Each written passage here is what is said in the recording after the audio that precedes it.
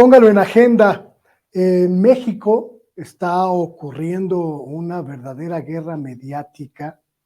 en contra del gobierno, una guerra mediática que en otras latitudes ha provocado incluso el derrocamiento de democracias legítimamente elegidas, legítimamente constituidas, y este escenario parece confirmarse cada día más. Hoy vamos a tener una conversación exclusiva con el filósofo Fernando Buenabad, una de las voces más claras en el entendimiento latinoamericano y también una de las voces que lanza las señales de alerta sobre esta circunstancia. Los golpes mediáticos existen y en México parece estar fraguándose uno desde hace un buen tiempo. Comenzamos.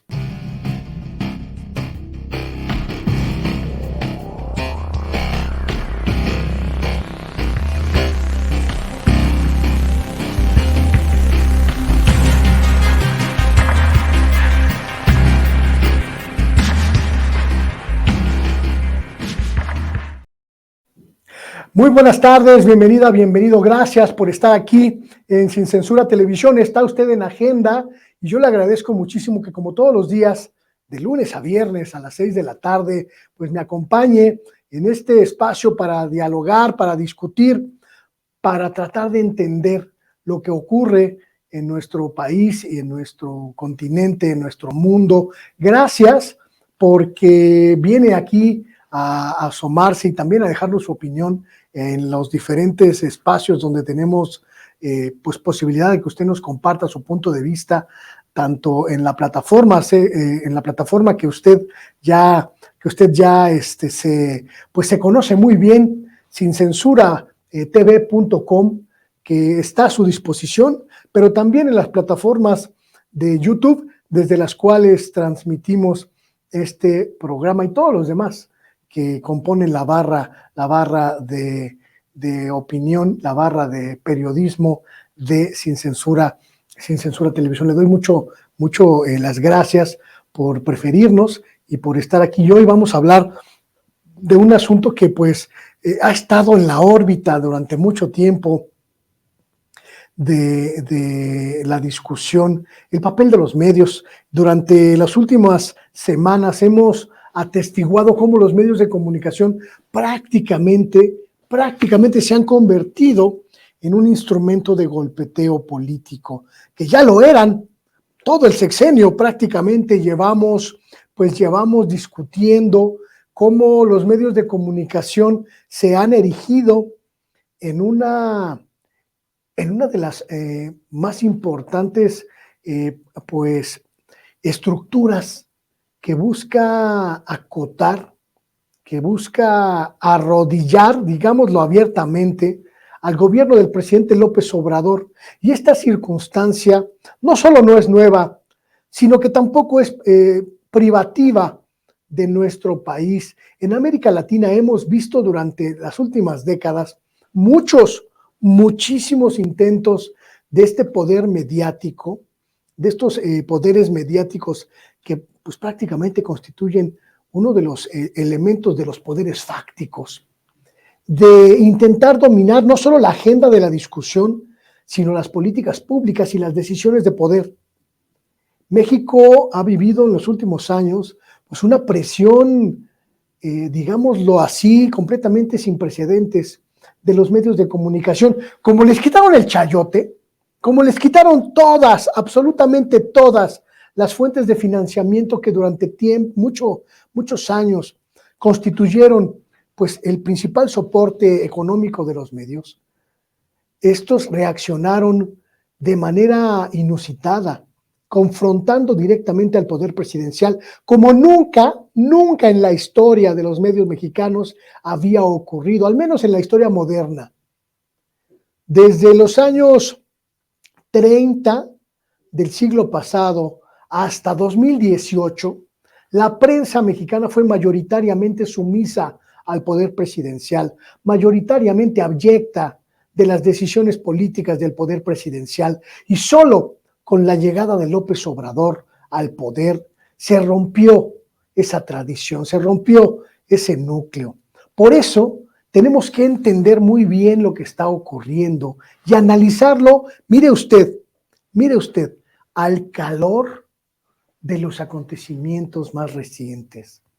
Ya lo habíamos visto durante la pandemia, el papel deleznable de los medios de comunicación que incluso se atrevieron a combatir la política de sanidad, la política sanitaria del gobierno para contrarrestar los efectos de la pandemia de COVID-19. Lo vimos en ese momento cuando los medios se dedicaron a tergiversar el papel de las autoridades sanitarias e incluso crearon figuras como este mercanchifle que hicieron pasar por experta en epidemiología y que en realidad era solo una dentista sacamuelas sin ningún conocimiento en la materia epidemiológica y que se convirtió en la voz por descarte de los medios de comunicación, esta doctorcilla repugnante que se atrevió a criticar y a mercantilizar la crítica a la política de salud federal solo con el conocimiento de quitarle sarro a los dientes en su haber. Es verdaderamente terrible eso que vivimos, pero esto no paró ahí, prácticamente no ha parado en todo el sexenio, prácticamente no ha sido distinto en todo el sexenio. Y esta circunstancia terrible y lamentable, nos ha dejado unas joyas periodísticas verdaderamente de oprobio, verdaderamente desquiciantes.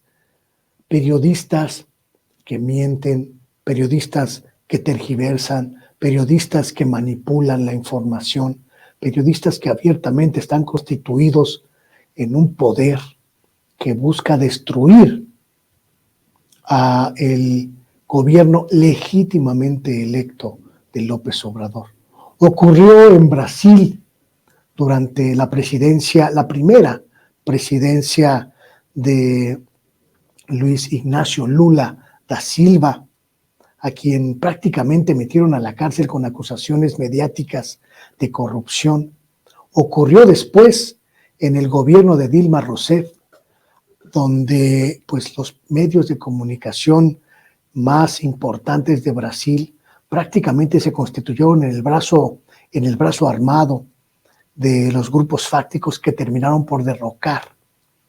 a la presidenta legítimamente electa. Lo vimos también en Argentina, donde los medios de comunicación atacan sin ningún pudor, sin ninguna piedad a los gobiernos progresistas, primero al de Cristina Kirchner, después al gobierno del presidente Alberto Fernández, constituyéndose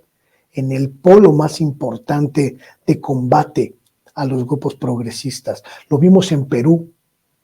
donde los medios de comunicación jugaron un papel fundamental, oiga usted, fundamental en el derrocamiento, porque no se le puede llamar de otra manera, en el derrocamiento del presidente peruano Pedro Castillo. Lo vimos también en Bolivia, donde los medios jugaron el papel fundamental para convalidar el golpe que terminó por derrocar al presidente Evo Morales y casi asesinarlo, a no ser por la intervención oportuna del gobierno del presidente López Obrador. Hoy quizá estaríamos hablando de Evo Morales como una leyenda y no como un hombre que sigue luchando por la democracia en su país. Los medios de comunicación constituidos en una suerte de poder de facto que tiene la posibilidad de manipular a la gente, de manipular a las masas, pero también que tiene la posibilidad de destruir honras, de destruir famas, de destruir honorabilidades cuando se lo propone. Por eso es tan importante entender esta discusión y para ello hoy tenemos una conversación, déjeme presumírsela, una conversación de lujo, de primerísimo nivel, con uno de los hombres de pensamiento más claro, más sensato, pero sobre todo de mayor conocimiento en nuestro continente. Es un honor para mí poder presentarle esta conversación con el doctor Fernando Buenabad, filósofo, politólogo y un experto, verdaderamente experto, en el entendimiento de los medios de comunicación en nuestra América Latina. Fernando Buenabad, que nos acepta una conversación a distancia. Él está en estos momentos en Argentina y desde allá nos permite enlazarnos para conversar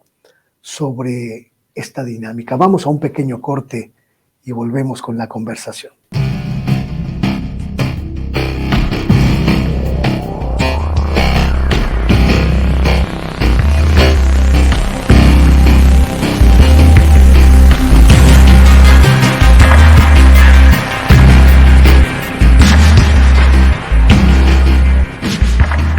Muchísimas gracias por continuar con nosotros aquí en Sin Censura Televisión. Está usted en la agenda y como le había adelantado al principio de la emisión, hoy tenemos el honor de tener como invitado en esta conversación a una de las mentes, diría yo, más lúcidas en estos tiempos en nuestra región latinoamericana. Un hombre que tiene un conocimiento muy profundo sobre los acontecimientos sociales, políticos, culturales y comunicativos también de nuestro continente, el doctor Fernando Buenabad. Él es director del Instituto de Cultura y Comunicación de la Universidad Nacional de Lanús, allá en Argentina, y se enlaza con nosotros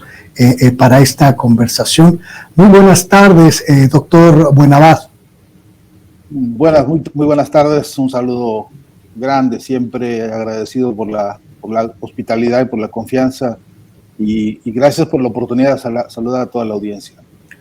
Doctor, usted ha señalado en sus diferentes plataformas, en sus reflexiones a través de los medios de comunicación, que América Latina tiene un problema entre las muchas problemáticas que vive nuestra región, un problema significativo con los medios de comunicación, conglomerados que en muchos casos se constituyen en un poder de facto en nuestra región y que incluso pueden poner en riesgo la gobernabilidad e incluso la permanencia de gobiernos legítimamente constituidos y democráticamente constituidos, doctor. Bueno, en realidad esto es una categoría que la de la comunicación, la de los medios en particular, una categoría que requiere hacer una gran distinción, por lo menos en dos grandes aspectos. Uno que es la problemática que presenta y que representa para América Latina y yo diría que para el mundo entero, lo que la propia UNESCO define como proceso acelerado de concentración monopólica. Y esto ha tenido en los años recientes un sinnúmero de expresiones muy concretas. Tan es así de concreto y también de complejo el tema que hoy por hoy es difícil seguirles el paso en términos de cómo se comporta la propia estructura monopólica de medios de comunicación, porque se compran unos a otros casi todos los días. Y entonces lo que antes se llamaba de una forma, ahora pasa a ser subsidiaria de otra, que es la nueva matriz. Es el caso de Disney, ¿no? Que ahora se adueñó también de canales y redes y espacios comunicacionales de lo que ellos entienden por deporte o la mercancía que venden a través de los medios como deporte, ¿no? Y por otro lado, la otra gran rama del problema comunicacional está principalmente en los medios alternativos comunitarios, medios de los estados, medios que tienen no una dependencia monopólica, pero sí, por cierto, una dependencia temática, incluso jurídico-política, que camina por otro lado y que también tiene unas grandes, importantes problemáticas. Ojalá que al menos una mención pueda hacer al respecto. Pero el problema principal, el problema que diagnosticó la ONU y que diagnosticó la UNESCO en un documento crucial que se publicó en el año ya 1980, desde entonces se formó a nivel oficial dentro de la ONU y dentro de la UNESCO, se formó una comisión internacional para estudiar los problemas de la comunicación, y lo que ahí dice, concretamente lo que ahí dice como principal problema mundial, es que la concentración monopólica de los medios está convirtiéndose en una amenaza contra las democracias. Y ahí está quizá el talón de Aquiles de este problema, porque en las democracias jóvenes, entre comillas, que estamos viendo surgir en América Latina, las democracias que están, pues Argentina celebra ahora 40 años de democracia. Haber vuelto a la democracia después de tragos amargos con lo que se conoce como la Operación Cóndor, ¿no? Chile también, que viene apenas recomponiéndose, tiene todavía rezagos muy graves, muy preocupantes en materia de monopolios mediáticos. La Sociedad Interamericana de Prensa en su totalidad es una expresión de una alianza de monopolios que sigue haciendo de las suyas en toda la región. Ahora, cabalgando sobre uno de los problemas también cruciales para la región, que es el problema de las fake news. Y de qué manera ha pasado a ser una vanguardia en la formación y conformación de la política regional este conjunto de monopolios, que ahora parece que la agenda principal se genera primero en las mesas de redacción de los medios monopólicos antes que en los partidos políticos. Incluso algunos de los partidos políticos referentes históricamente en América Latina hoy no son más que extensiones de las operaciones que se planifican desde los medios de comunicación. Un caso paradigmático, para no hablar del de Televisa de México, pero por ejemplo el del Grupo Clarín de Argentina, desde cuyas entrañas se pergeña casi la totalidad de las operaciones golpistas que hoy se ven, especialmente la operación golpista llamada inflación, que es un arma de guerra económica hoy por hoy en todo el continente, y si me apura un poquito diría que en todo el mundo. De modo que la complejidad de esto que llamamos medios de comunicación efectivamente rebasa el problema de la televisión, de la radio, del cine, alcanza a los problemas de las redes sociales hoy por hoy, alcanza a la comunicación satelital y alcanza a la comunicación también submarina, que por cierto, todos los cables que están tendidos a nivel submarino son en su totalidad empresas privadas que hacen su trabajo, incluyendo lo que ya ha sido denunciado en la propia ONU y UNESCO, que es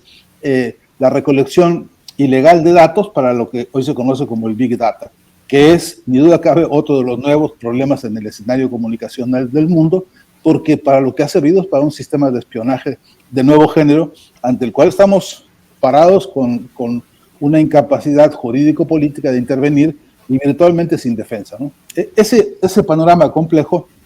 concluye esta primera idea, tiene frente a sí, repito, un archipiélago inmenso de voluntades comunicacionales alternativas, independientes, democráticas, algunas incluso progresistas, que siendo un archipiélago realmente inmenso hoy por hoy, porque hay páginas web, cuentas de Twitter, TikToks, etcétera, con una voz distinta, la voz de las diversidades, como lo pedía el documento de la UNESCO, ¿no? Un solo mundo, voces múltiples, se llama ese informe. Y así como se pretendió, así creció ese archipiélago de manera enorme, extensa, pero es un archipiélago inconexo. No logramos que todas esas voluntades comunicacionales se unan, se unifiquen o se organicen con una agenda de trabajo comunicacional propio, emancipatorio y por cierto, dignificador de la propia comunicación. Usted hacía referencia al caso argentino, donde pues el Grupo Clarín, uno de los consorcios comunicacionales más importantes, no solo de Argentina, sino de toda América Latina, pues prácticamente se ha convertido en una especie de poder alterno que disputa la narrativa al gobierno constitucional en aquella región. Pero en América Latina conocemos ya muchos otros casos, doctor, donde los medios de comunicación han jugado un papel abiertamente contrario, adverso a los gobiernos. Pensemos en el caso brasileño, por ejemplo, en la caída de Dilma Rousseff y la intervención que tuvo en esta, pues el conglomerado del Grupo Globo, por ejemplo, o en el caso peruano, el más reciente de esta historia latinoamericana, donde el Grupo Comercio, encabezado por este legendario cabezal limeño, pues prácticamente pidió la cabeza del hoy depuesto presidente Pedro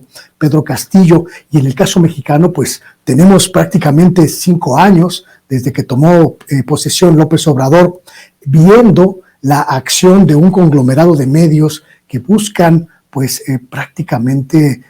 sobreponerse al gobierno constitucional. La idea que en los 80 era una amenaza, hoy parece ser una realidad. Pues, y no solamente eso, sino que la cosa empeoró, ¿no? Y usted en el informe McBride, que es el que hemos estado aludiendo, publicado por la UNESCO y por la ONU,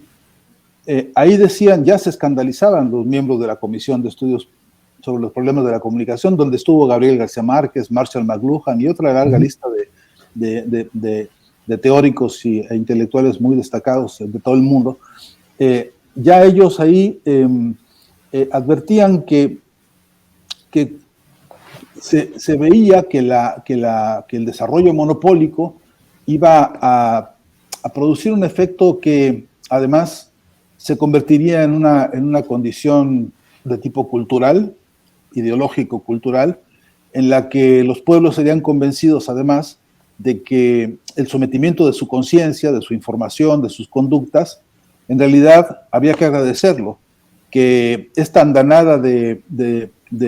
mensajes y de lógica y de ideología consumista e individualista que en los medios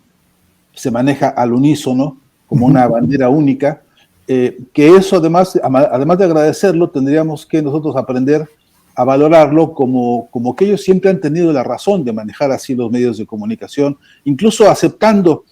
implícita, tácita y resignadamente que pues así es la cosa, son ellos los dueños y no hay nada que hacer. Y luego además que debemos aprender a considerar eso como una gran herencia, como un tesoro que tenemos que heredarle a nuestros hijos, ¿no? Para que aprendan también a seguir siendo sumisos, obedientes y dóciles.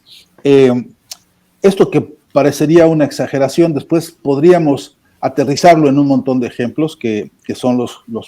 de hecho, los constructos culturales con los que hoy lidiamos a fondo por los estragos y por la severidad que implica. Esto se convirtió en ya no solo un proyecto de alianza monopólica en los distintos países, con el mapa que usted muy bien ha hecho, sino además porque se volvió un paquete ideológico que circula por todas partes de manera absolutamente impúdica e impune. Valga decir, porque es comedilla ahora en el sur del continente, las negociaciones que están haciéndose entre algunos equipos de fútbol, por ejemplo, que compran y venden jugadores tratados fundamentalmente como esclavos. Es una especie como de relación de incluso hoy jeques árabes, tal cual se volvieron los grandes compradores y vendedores de jugadores y de equipos, y esto pasó a ser una especie de parte de un paisaje en el cual con toda naturalidad se acepta y se dice que por tanto dinero se compra una persona que además es sometida a un montón de condiciones, requisitos técnicamente de esclavitud, aunque esto parezca que es un glamour y aunque esto parezca que es una especie de libertad que cada quien puede ejercer de elegir a su propio amo, señor o esclavizado.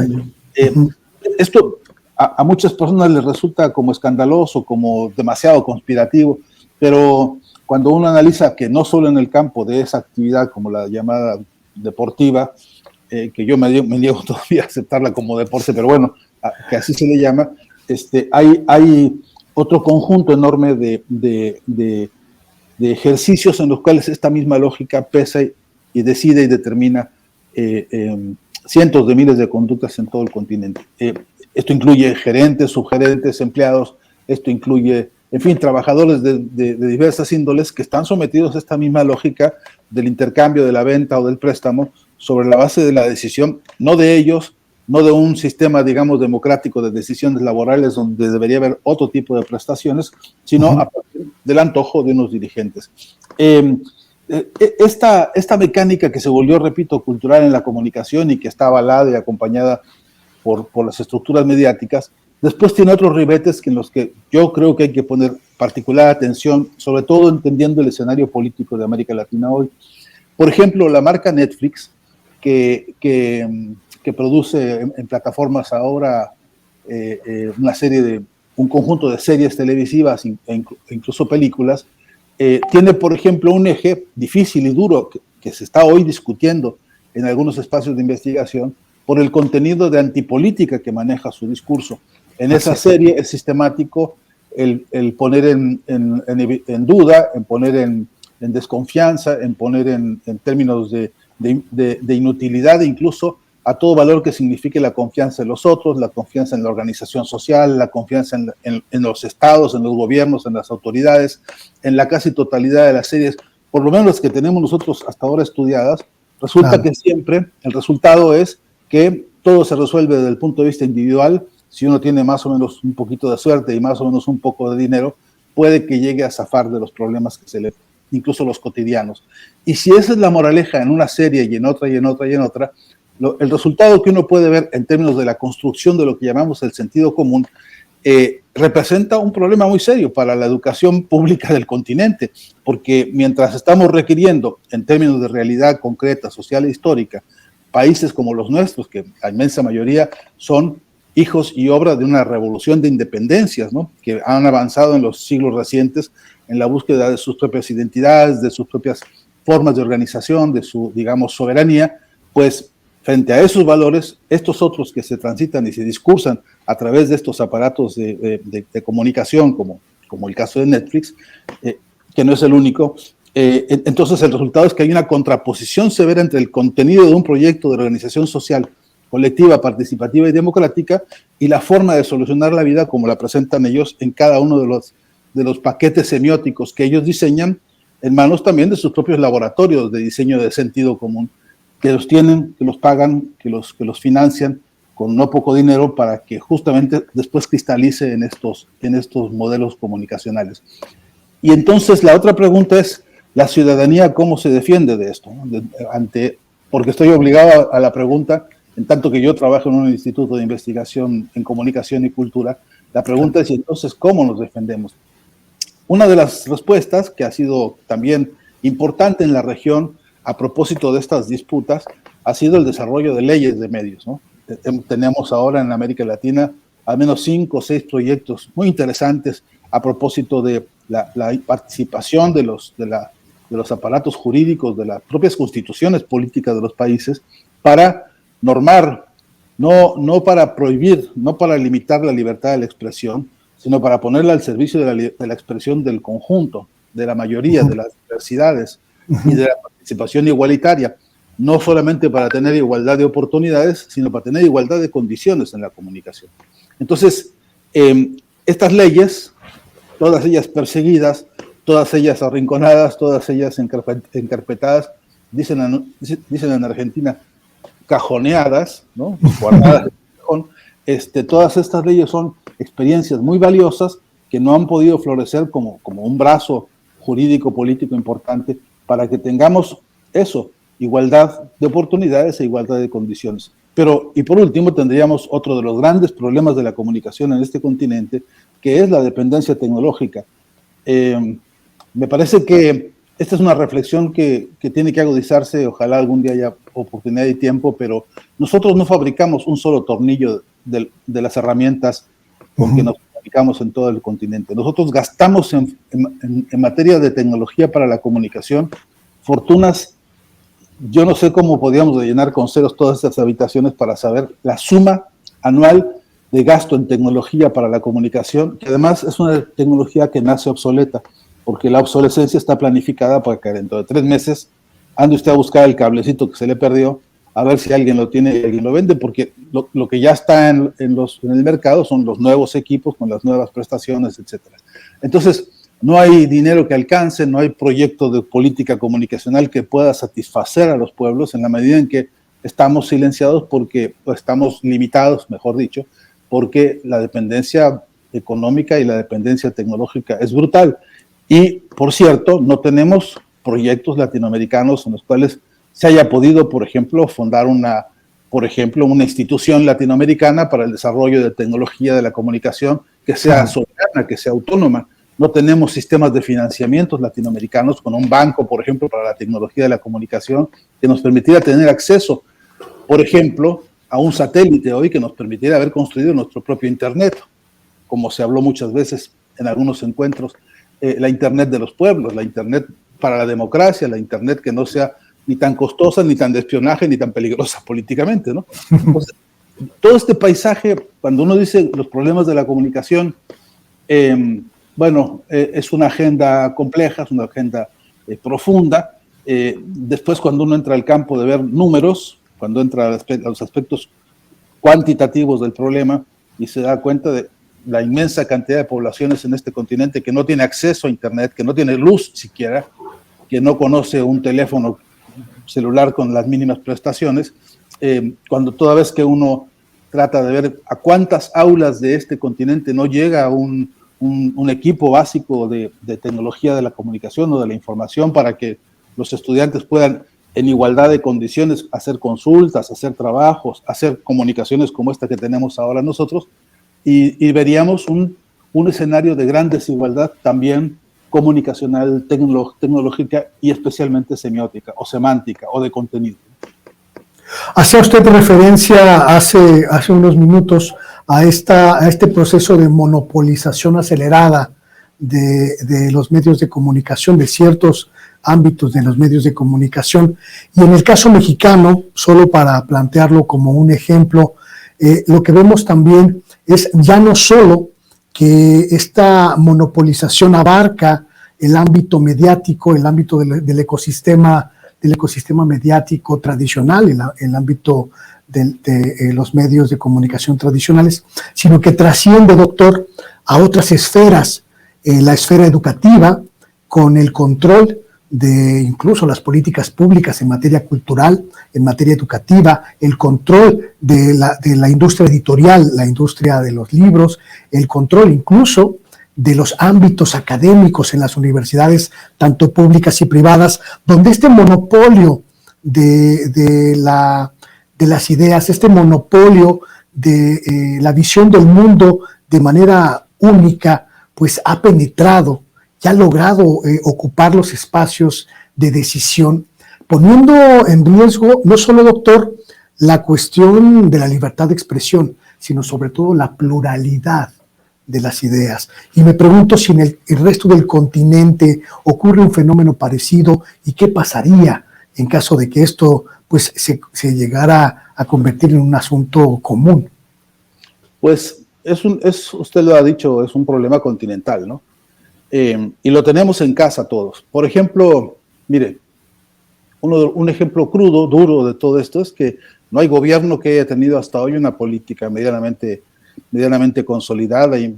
creo que ni siquiera pensada para enfrentar, por ejemplo, los juegos digitales con que se entretienen los niños y adolescentes y no tan adolescentes de todo el continente. Eso representa una industria de la comunicación que hoy ya ha pasado incluso a algunas cadenas televisivas, de las cadenas televisivas que venden ahora paquetes de señales diversas,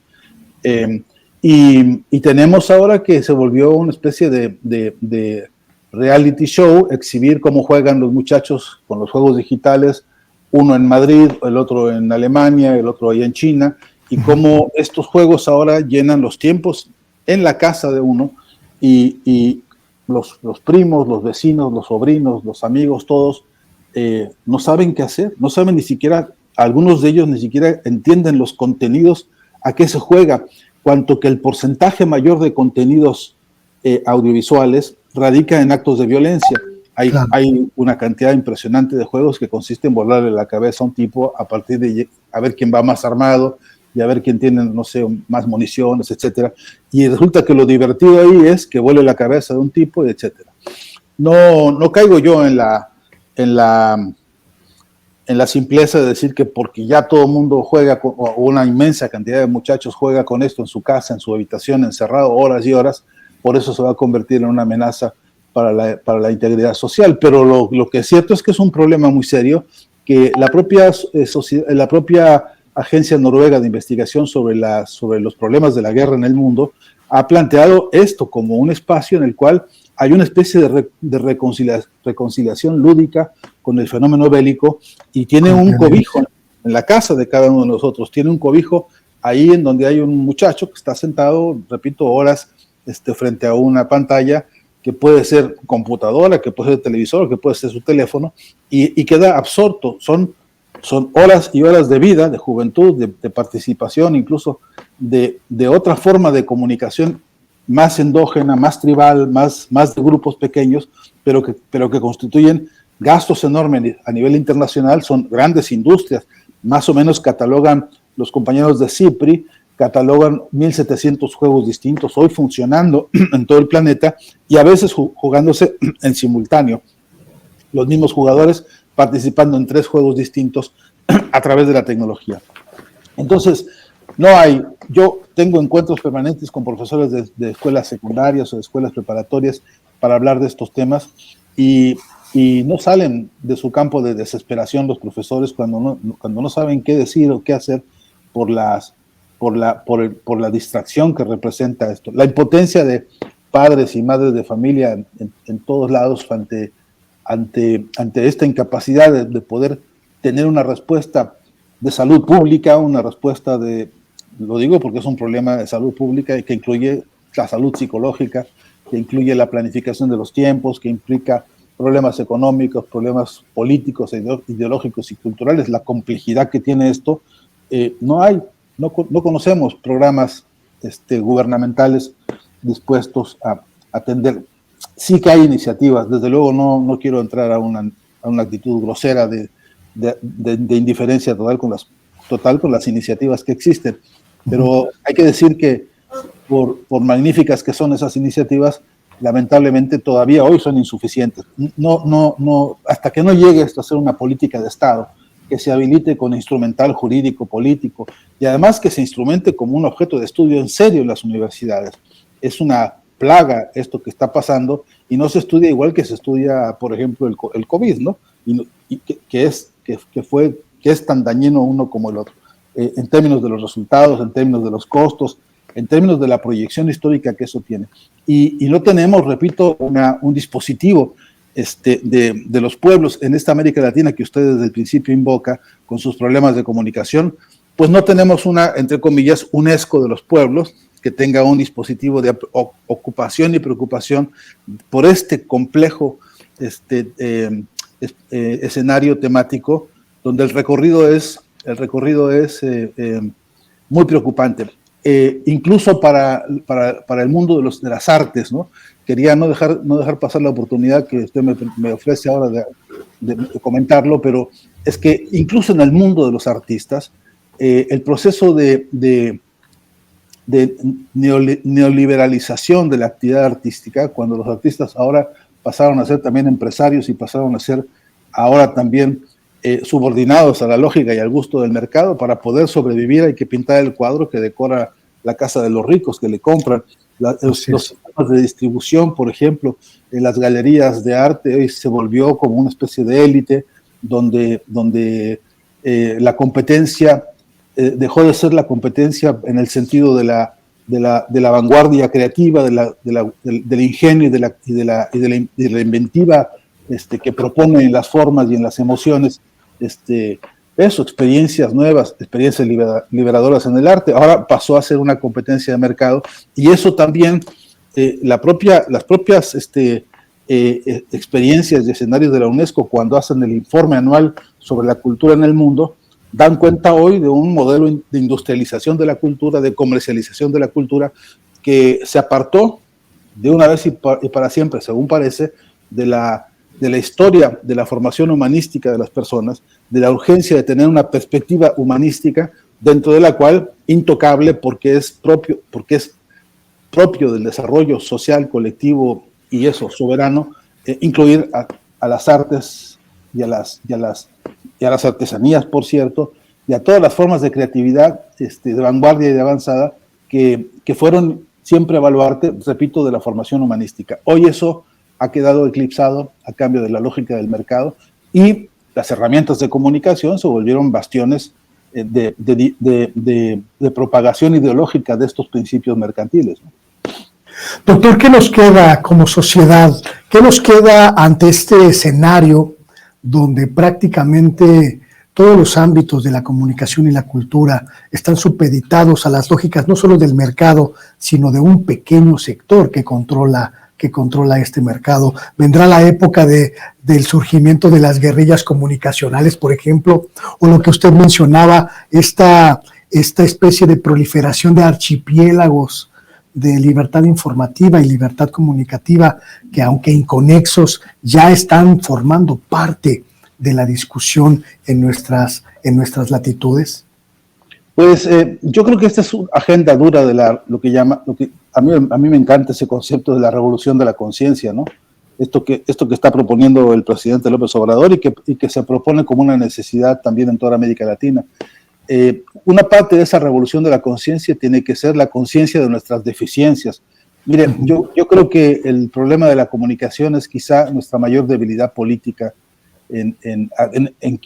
de quienes pensamos y queremos construir proyectos democráticos en todos los ámbitos. Yo tengo la sospecha de que, siendo un problema tan central de la comunicación, resulta que importantes y grandes logros que se han tenido y se tienen en algunas iniciativas, digamos, progresistas de los gobiernos latinoamericanos, pues se ignoran, no se saben. Por ejemplo, mire, muy sintéticamente, en este momento Argentina, la Cámara de Diputados en Argentina formó una comisión para hacer un juicio político a la Suprema Corte de Justicia, que tiene 40.000 sospechas de corrupción y de mal manejo. Pero resulta que fue posible y que hoy está en marcha una comisión de juicio político donde los civiles, donde el poder judicial, el poder legislativo juzga al poder judicial. Es un acontecimiento histórico para América Latina. Así como alguna vez en Argentina las fuerzas civiles, el pueblo mismo logró juzgar a través de sus fuerzas civiles a los militares de la dictadura monstruosa que aquí se vivió, así ahora los civiles están organizándose a través de diputados para juzgar a la Suprema Corte de Justicia. Eso es un acontecimiento que debería estar recorriendo el continente entero, porque esto de hacer juicio a los jueces debería estar pasando en México, ahora mismo debería estar pasando en Exacto. Perú, debería estar pasando en todo el continente, donde debería ser fácil, dúctil, accesible, muy dinámico, muy vivaz, la posibilidad de que la gente organizada, a través de sus representantes, sea el juez de los jueces. Pues quiero que sepa que, para mala suerte de todos, no sabe nadie que esto está pasando, que esto existe, y le pongo solamente este ejemplo, pero los hay a montones, en los que grandes, importantes logros en materia de vivienda, como los que ha tenido Venezuela, es la vanguardia mundial en construcción de viviendas y en entrega de vivienda a los pueblos. Sin embargo, es más fácil insultar al presidente Maduro que ponerse realmente a investigar qué es lo que ha producido ese gobierno a lo largo de los años recientes, o lo que ha pasado en Bolivia en términos de educación básica para los distintos pueblos hermanos del Estado plurinacional de Bolivia. La revolución educativa que ahí se viene dando, pues es un esplendor del que casi no se sabe. Entonces, es una debilidad grande la comunicacional para todos nuestros pueblos y nuestras iniciativas políticas. Y creo que hay que ponerle conciencia de eso. Sí creo que hay que insistirle a los mandatarios de la región. Yo lo he hecho una y otra vez cuando he podido incluso hablar con algunos de ellos, insistirles que urge una cumbre de presidentes en materia de comunicación, que si no instauramos una modalidad organizativa que nos permita acceder a los desafíos tecnológicos, financieros, educativos, en fin, que tenemos que saldar en este tema de la comunicación, lo más probable es que cualquier día de estos, en cualquiera de nuestros países, como ha pasado en Perú, un día te secuestran al presidente del país, lo meten en la cárcel y lo acusan de cualquier cantidad de delitos, y el mundo entero creerá que es un delincuente, lo que realmente es una víctima. Este es uno de los grandes pendientes. Creo que la tarea es democratizar con urgencia los medios de comunicación, que haya, como el informe McBride lo pide, un solo mundo con voces múltiples. Y a las sociedades, doctor, solo para cerrar esta conversación, a las sociedades que estamos preocupados, que estamos atentos a esta dimensión que ha alcanzado el problema comunicacional, ¿qué nos toca hacer? Pues quebrar los modelos tradicionales de selección de la información. Permítame decirle, hay una tendencia histórica en el manejo de las mesas de redacción o en el diseño de los espacios temáticos que se ha basado en lo que alguna persona cree que son los temas sobresalientes de la agenda, y entonces mandan a sus reporteros o consiguen a sus invitados, etcétera, sobre la base de eso que ellos deciden en la mesa. Pero yo creo que hay que quebrar esa metodología, o en todo caso ampliarla, para que esta vez la agenda no sea lo que yo pienso, sino el vocerío en las calles. Allá en los pueblos, en los movimientos sociales de base, donde hay lucha social, ahí están las agendas de nuestro tiempo, las urgentes. Y yo creo que esas son las que tienen que ingresar a los medios, son las que tienen que empezar a llenar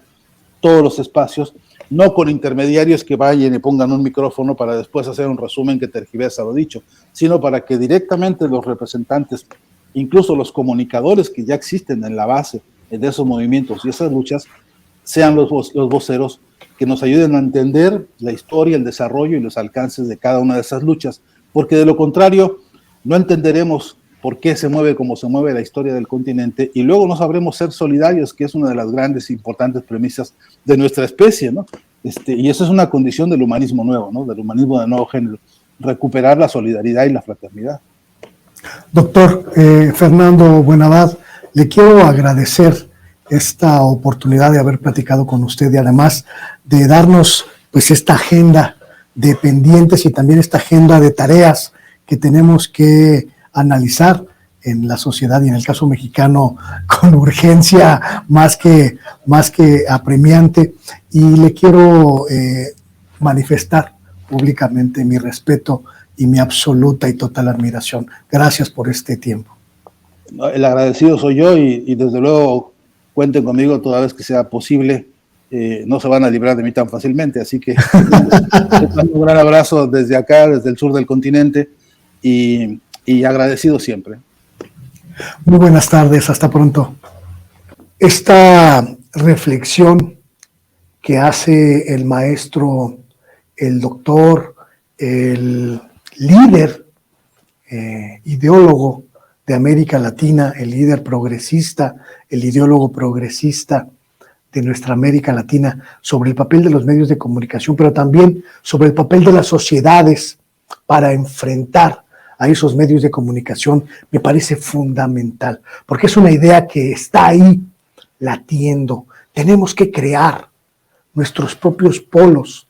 de información, de comunicación, que nos permitan hacer una tarea de contrarrestar los efectos perniciosos, los efectos nocivos, los efectos casi letales de esos medios de comunicación que se erigen en jueces y que también abonan a los intentos golpistas y antidemocráticos. Tenemos que construir nuestros propios espacios de discusión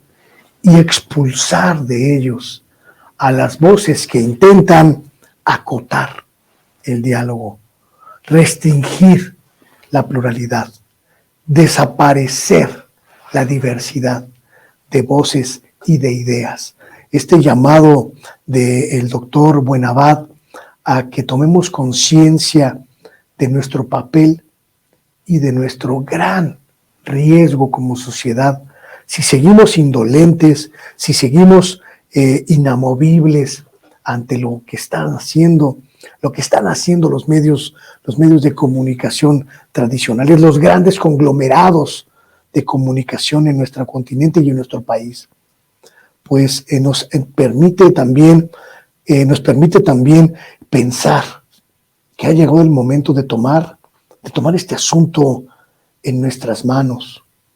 No todo le corresponde a los gobiernos, No todo le corresponde a los líderes políticos. También hay una parte del trabajo que tenemos que hacer nosotros. Y ahí me parece que está nuestra acción y lo que nos toca a cada una y a cada uno de nosotros, de nosotras. Llegamos al final de este programa y yo le quiero invitar a que nos acompañe, como todos los días, de lunes a viernes,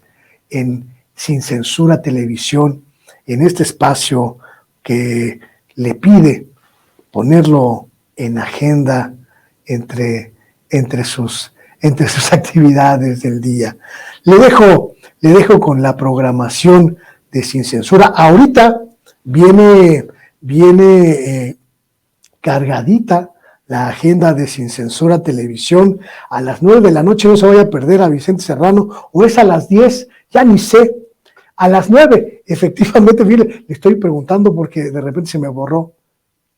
me robó el cassette. A las 8 de la noche, Stephanie Lavalle, en su programa, a mí me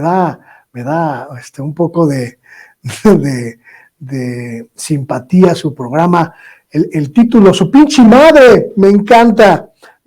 el título, con Stephanie Lavalle a las 8 y despuesito Vicente Serrano a las 9. Ahorita quédese con Gómez Brené,